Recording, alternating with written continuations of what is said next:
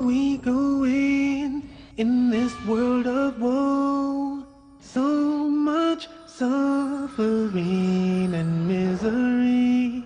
Our hearts are longing for the endless home of peace and love and harmony. Oh, no more bitterness, hatred or greed. Paradise is the place we need. I feel the peace inside of me. Greetings and peace. This is Dr. Laurence Brown with another episode of Interfaith Issues.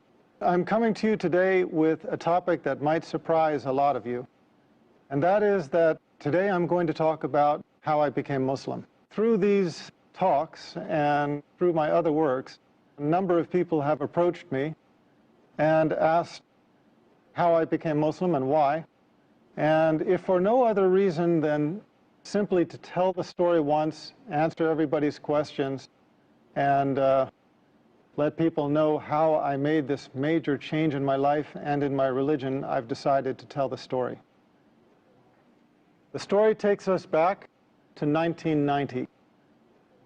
Before 1990, I was the typical American. I basically subscribed to the philosophy that the person who died with the most toys wins. I had spent my life accumulating different things of this world, and that was the only thing that I knew. That was the only objective I knew in life. In 1990, my second daughter was born. I guess I wasn't listening the first time. When my first daughter was born, Christina, about 10 months before, she did something I had never seen any child do before, and that is that she was able to stand from the very first day of life. From the very first day, if I put her on her feet, she would stand upright by herself. Now, I'm a doctor. I'm a medical doctor. I understand that that is something that a newborn baby is not supposed to be able to do. But I didn't see it as a miracle. I saw it as something interesting, something charming about this child. But I guess I didn't get the message. I guess the message had to come to me twice, and the second time in a more dramatic way. So, 10 months later, in 1990, my second daughter, Hannah, was born. Now, Hannah was taken directly from the birthing room in the hospital to the neonatal intensive care unit. And at the time, I didn't know why. They did not tell me. I was a doctor working in the hospital. It was George Washington University Hospital, one of the most famous hospitals in the United States. That was the hospital where President Ronald Reagan went when he was shot. You cannot fault the medical care at that hospital. They had the highest medical care. So when I found out that my second daughter was blue, I was very concerned. I went and saw her in the intensive care unit. From the level of her chest down to her toes, she was a dusky, the only way I can describe it is a gunmetal blue, this deep, deep, dusky kind of blue. Now, for those of you in the medical profession, you understand what that means. A lot of people, even outside the medical profession, understand what that means, but for those of you who don't, you know how when you look at the veins in your arms, in a pale-skinned person like myself, those veins are blue. The reason why is because blood, when it is carrying oxygen, is red. When the blood does not have oxygen, it turns blue. And that was the color of my child. We took a cardiac ultrasound it showed that she had a coarctation of the aorta. Now, the aorta is the major vessel that comes off of the heart and then sweeps down to the rest of the body, carrying all of the blood for the body from the chest down. And a coarctation is a critical narrowing in that artery. We could see where the artery was normal size. We could see where it was normal size on the other side, but right in the middle, there was this tight coarctation where the artery narrowed down to almost nothing. So that was the condition of my child. She was dying. Her body was suffocating. Now, as a doctor, I understood what this meant. I had assisted on numerous cardiothoracic surgeries. I knew that this almost certainly meant for this child that she would undergo emergency thoracic surgery. They would cut open her chest. They would replace the vessel with a graft. And these children, in general, don't do well. Given the technology of the time, about 20 years ago, my expectation was that my daughter would have the surgery, survive a few years, need to have the surgery again to replace the graft as she grew, and eventually the graft would fail and she would die. Now, that was my understanding at the time. That was the understanding of the intensivist, the doctor caring for my daughter at the time. So we were standing over this one-day-old baby, not even one-day-old baby, whose body was dying for lack of oxygen, and we were just watching her die. They called in a cardiothoracic surgeon from the Children's Hospital across town in Washington, D.C. When he came to see my daughter, I had to leave because I was emotional and I was not helping things. I was not helping them to do their job. I left the intensive care unit. I went down the hallway. Because it's an intensive care unit, there's a prayer room nearby. Now, I remember very clearly walking into that room and praying for the first time in my life with sincerity. And I remember it because I had never prayed with sincerity before. All of my life, I had been in charge. If there was anything that I needed, I knew how to go after it. If there was anything I wanted, I knew what I had to do to get it.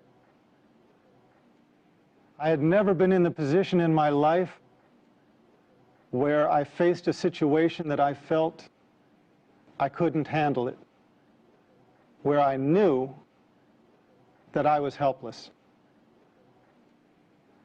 Now, a lot of people think that I came to Islam through Christianity. In a way, that's true, and I'll come to that. But at the time, it was not. I was never, at any time in my life, Christian. I used to be atheist. I was one of those who denied the existence of God. In fact, I tried to argue people away from believing in God. When I went into that prayer room, I remember one thing hit me right away, and that is that it was just a prayer room. There were no crosses, no crucifixes, no statues. There were no religious symbols at all. And immediately, I felt it was the right place to be. But because I was atheist, I prayed a prayer which I have since come to know is a little bit infamous. It's a kind of a weak prayer, but it has its strength. And that prayer is, "Oh God, if you are there." You have to remember, I had spent all of my life denying God, denying his existence. At that moment, I realized there was nothing I could do there was nothing in my worldly power to help this child. And I knew that the only power, if it did exist, that could help my child was the Almighty. So the only way I could pray was to pray, "Oh God, if you are there." And I admitted, I was honest. I said, "I don't know if you're there or not. But if you are there, I need help." And I made a deal. I made a promise. I asked God if He saved my daughter, and then if He guided me to the religion that was most pleasing to Him, that I would follow. And I remember those words precisely, asking Him to guide me to the religion that was most pleasing to Him and promising to follow. Well, I had been away for maybe 15 minutes. I walked back to the intensive care unit. When I entered the unit, the doctors were huddled around my daughter like a football team in the huddle. They were on the other side of the room at one end. When I walked in, they looked up at me, and I could see something had changed. When I walked up to them, the cardiothoracic surgeon just looked me in the eye and said she was going to be okay. The doctors around me did not understand it. He went on to give an explanation. He started talking about a patent ductus arteriosus and how he explained the fact that my daughter was going to be okay. And I looked around at the other doctors' faces, and I realized that I was not the only one that did not buy that explanation. And I realized that although that explanation worked for him, it just simply didn't work for me. I had prayed with sincerity for the first time in my life, and I could only believe that this was the hand of my Creator. We took an ultrasound before that showed this life-limiting condition. We took an ultrasound after, and she was completely stone-cold normal. She never had surgery. She never had medicine. She just went to becoming a completely normal child. As a matter of fact, she entered college this year. When I saw this miracle, I realized I had made a promise. And I realized that if I did not fulfill that promise, I would be blameworthy. So I started searching. I had promised my Creator that if He would guide me to the religion most pleasing to Him, that I would follow. And the last thing I wanted was to die with that promise being unfulfilled. I would love to continue and finish the story all in one go, but we have an obligation to our sponsors, and so I ask you to be patient, bear with us. We're going to break for a few minutes. We'll be right back. Welcome back. This is Dr. Laurence Brown again, speaking on the subject of my conversion to Islam. And I will just continue the story that I started, telling how and why I became Muslim. So, I started reading scriptures of a variety of religions. I studied Buddhism, Taoism, Shintoism, read into the Bhagavad Gita, started studying Hinduism, worked my way around to Judaism, Christianity, started working myself up the ladder of the revealed monotheistic religions. With each religion I encountered, I basically just came to the conclusion that, well, no, that's not it. It didn't take me long to decide against Buddhism, against Taoism, against Hinduism. That's why I ended up studying Judaism. When I studied Judaism, I felt, okay, now here there is some truth, but there are also some things that I did not believe. I found inconsistencies in the Old Testament, which we'll talk about in another show, inshallah. I found the prediction of 3 prophets to follow, and that obviously raised the question, well, if those prophets do not count as John the Baptist and Jesus Christ as the first 2 of those 3, who else could it be? So I moved on to Christianity. As I studied Christianity, I just was looking for the answer anywhere I could find it. I studied with the Southern Baptists, the Quakers, the Greek Orthodox, the Roman Catholics, Mormons, Seventh-day Adventists. My head is kind of swimming with all of the sects of Christianity that I approached for longer or shorter periods of time. And in the end, I could never get my answers.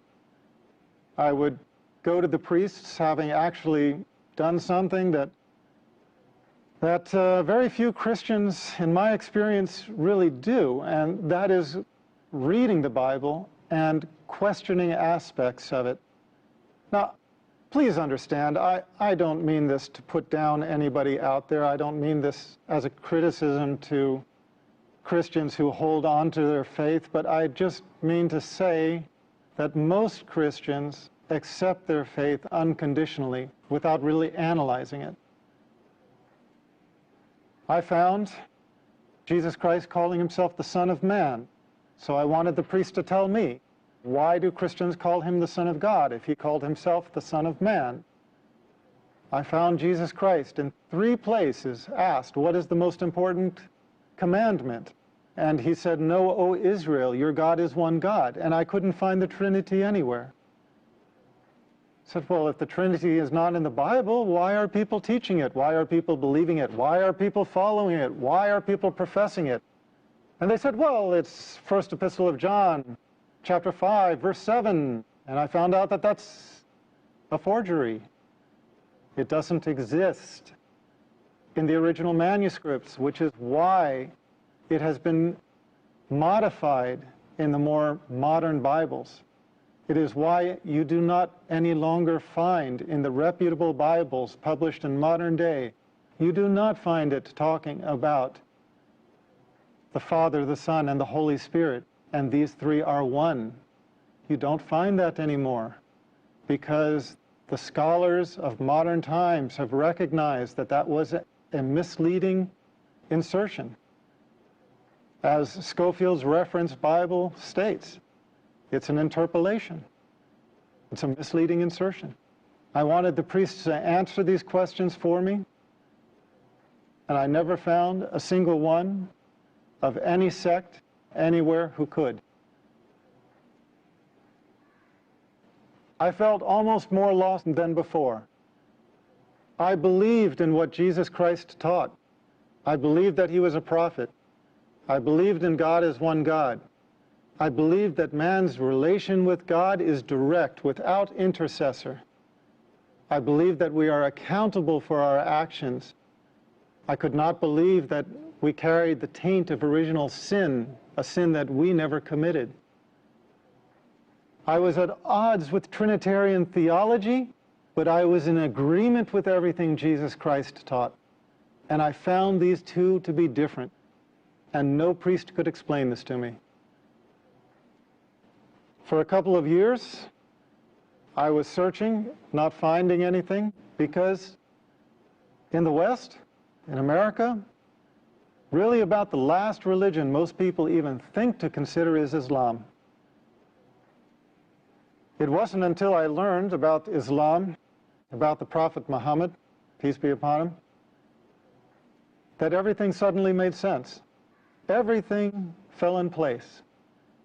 The Old Testament's prediction of 3 prophets to follow, John the Baptist being 1, Jesus Christ being 2.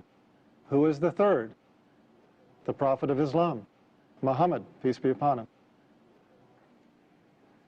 Everything else fell in place. All of the teachings of Jesus Christ, his teaching that God is one, his teaching that the prophets, including himself, were men, his teaching that we are directly accountable to God, without intercessor, no saints in the way, no priests that you have to make confession to or seek absolution from.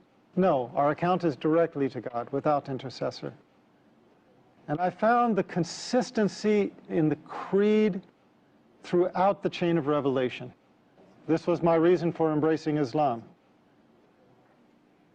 I found in Islam the answer to my search in the continuity of the chain of revealed revelation.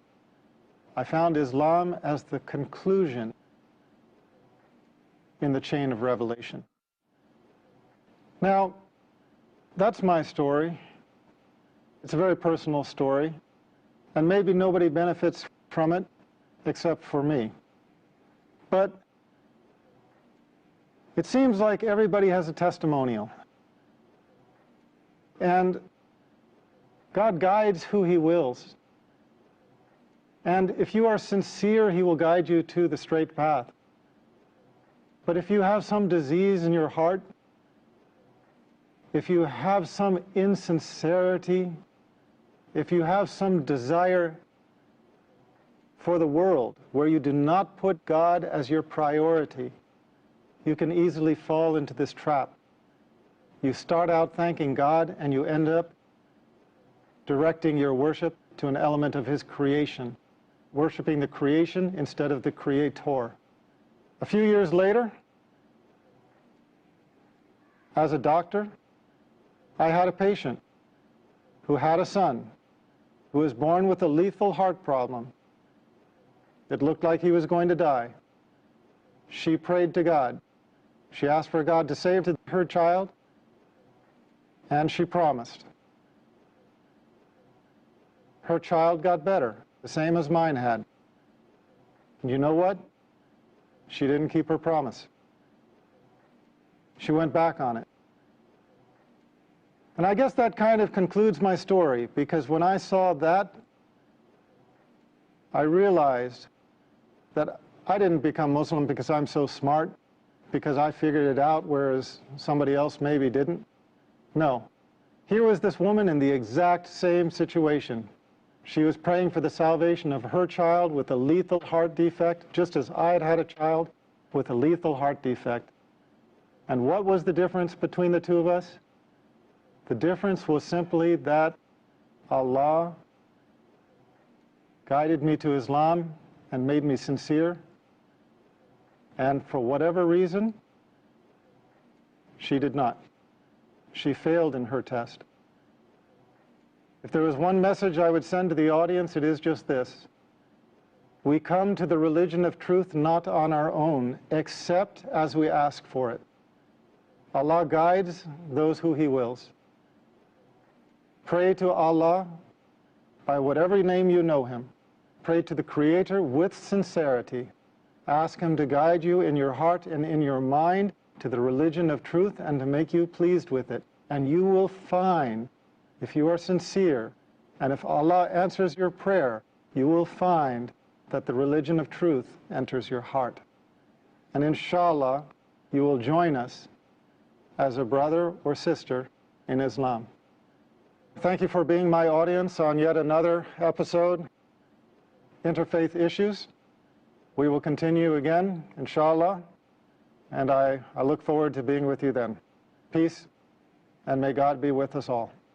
I feel the peace, inside of me, a complete tranquility. I remember Allah, He remembers me. Feel the peace, feel the breeze.